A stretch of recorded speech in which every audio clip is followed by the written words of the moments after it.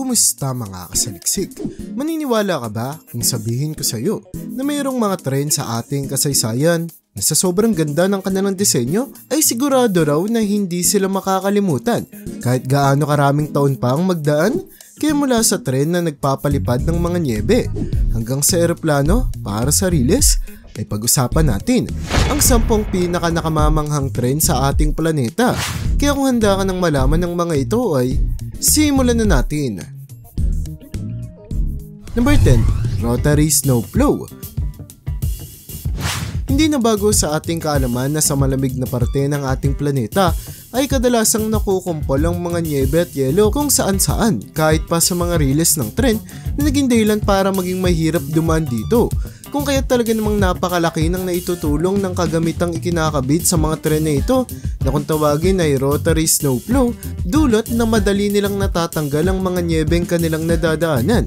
Ang bilis ng pag-ikot ng hélice nito ay nagiging dahilan para ang lahat ng nyebe ay matanggal sa riles at matapon pakanan man o pakaliwa ng daanan na sadyang nakakamanghang makita sa unang pagkakataon. Matagal na noong naimbento ang Rotary Snowplow ngunit hanggang ngayon ay ginagamit pa rin siya dahil sa sobrang laki ng kanyang naitutulong sa mga riles sa iba't ibang bahagi ng ating planeta. Number 9. Swiss RE620. Sa loob ng napakatagal na panahon ay kinukonsiderang pinakamalakas na electric locomotive sa buong mundo ang tren na ito na tinatawag na RE620 na ginawa sa bansang Switzerland, kung saan kahit pa may mga bagong trenan na nakatalo sa kanyang titulong ito ay siya pa rin ang tinaguri ang pinakamalakas sa bansang kanyang pinagmulan. Nagpapakita lamang kung gaano kahusay ang pagkakagawa at pagkakamodelo sa sasakyan. 60 milya ang kanyang itakbo ng Swiss RE620, kung saan kahit na hindi sila ang pinakamabilis sa ganitong larangan ay dapat nating pakatandaan na ginawa ang sasakyan na ito noong dekada 70 na noong araw isadyang kakaunti lamang ang may kayang tumakbo ng ganito kabilis. Number 8. Fastech 360.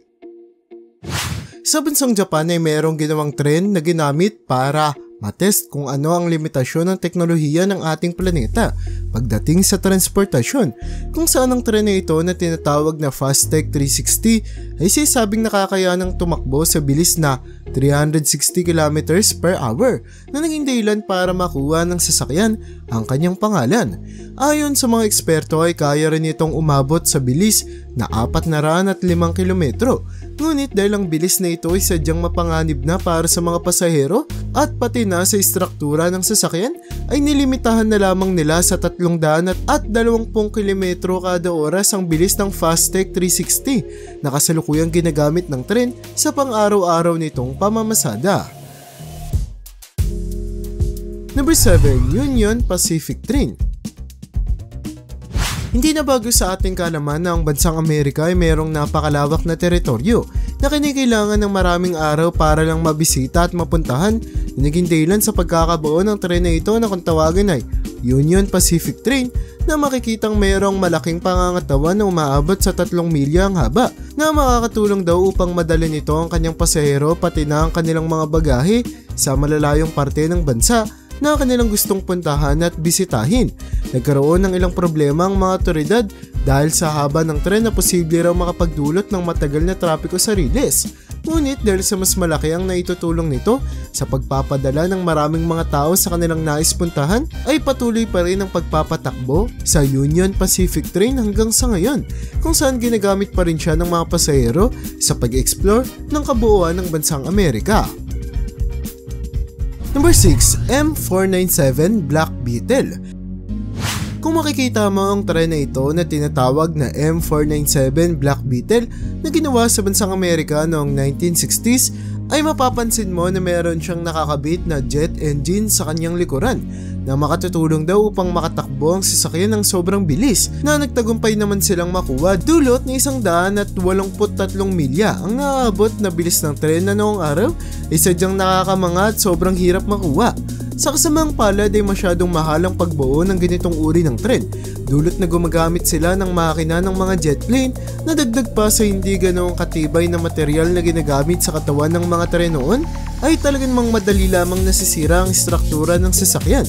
sa tuwing tumatakbo sila ng sobrang bilis na naging dahilan para hindi na ipagpatuloy ng mga otoridad ang paggawa nito. Number 5. Norfolk and Western 611. Sa ating planeta ay mayroong napakaraming mga modelo ng tren na sadyang tumatak sa ating kasaysayan dahil sa kanilang itsura at kakayanan, kung saan kabilang na sa pinakasikat sa mga ito ay ang Norfolk and Western 611 na tinatawag ding Queen of Steam. Dulot na isa siya sa pinaka magandang pampasaherong tren sa lahat.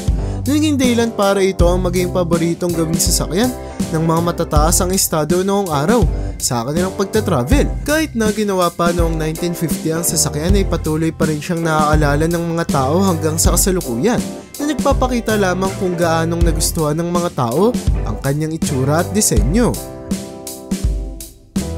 Number 4. LNER Class A4 4468 Mallard. Ang isa pang modelo ng tren na sumikat dahil sa ganda ng kanyang disenyo at itsura ay ang tinatawag na Mallard, na noong 1938 ay kumuha sa titulo sa pagiging pinakamabilis na tren sa lahat dahil sa kinaya nitong tumakbo sa bilis na 126 na milya kada oras sa riles sa United Kingdom, na noong araw ay sadyang mahirap magawa dahil sa limitasyon ng teknolohiya. Naagaw man ang titulo ng Mallard ng ibang mga makabagong tren sa kasalukuyang panahon, ay patuloy pa rin siyang tinataguri ang isa sa pinaka nakakamanghang tren sa kasaysayan ng ating planeta. Number 3. UAC Turbo Train. Sa tuwing gumagawa ng bagong modelo ng tren ay sadyang iniisip ng mga nagdedesenyo nito kung ano ang problema na lamang ang kakaharapin ng sasakyan, at tila ba hindi naisip ng gumawa ng UAC Turbo Train noong dekada 60, kung saan matapos itong ilabas sa bansang Amerika para gawing pampasaherong tren ay mabilis din silang ipinatigil. Dulot ng tren nito ay kayang tumakbo sa bilis na 100 milya kada oras, ay nagkaroon ng problema sa mga materyal na bumubuo sa kanya na kadalasang nasisira at nabibitak. Dagdag pa dito na gumagamit rin ng UAC Turbo Train ng gas turbine na kagaya sa mga eroplano, kung kaya't dahil sa mataas na presyong ginagamit sa pagbuo sa kanila, nakasabay ng malaki ring halaga ng pera na ginagastos sa madalas na pagpapaayos sa sasakyan, ay napilitan na lamang silang abandonahin ang kumpanyang nagpagawa sa tren. Number 2. Armored Trains. Alam mo ba na mayroong tren na nakadesenyo para magamit rin ng ating mga militar sa digmaan? Ito ay ang armored trains na gumagamit ng sobrang tibay na material sa kanilang katawan na kagaya sa mga tangke, na makakatulong daw upang makayanan ng sasakyan na protektahan ng kanyang mga pasahero kahit pa mula sa mga bomba at mga bala ng baril.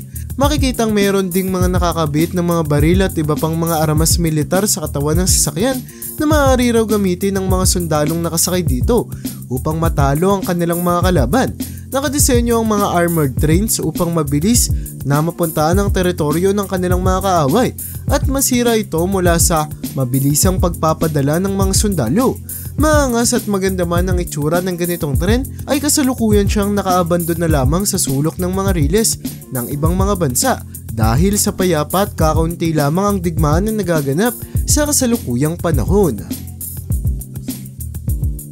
Bakit tayo dumako sa una sa ating listahan, ay gusto ko munang makita mo ang modelo ng tren na ito na mapapansing nakadesenyo sa isang cheetah na kilala sa pagiging pinakamabilis na hayop sa kalupaan, kung kaya't hindi na may tatanggi na mabilis din ang pagtakbo sa riles ng tren na ito.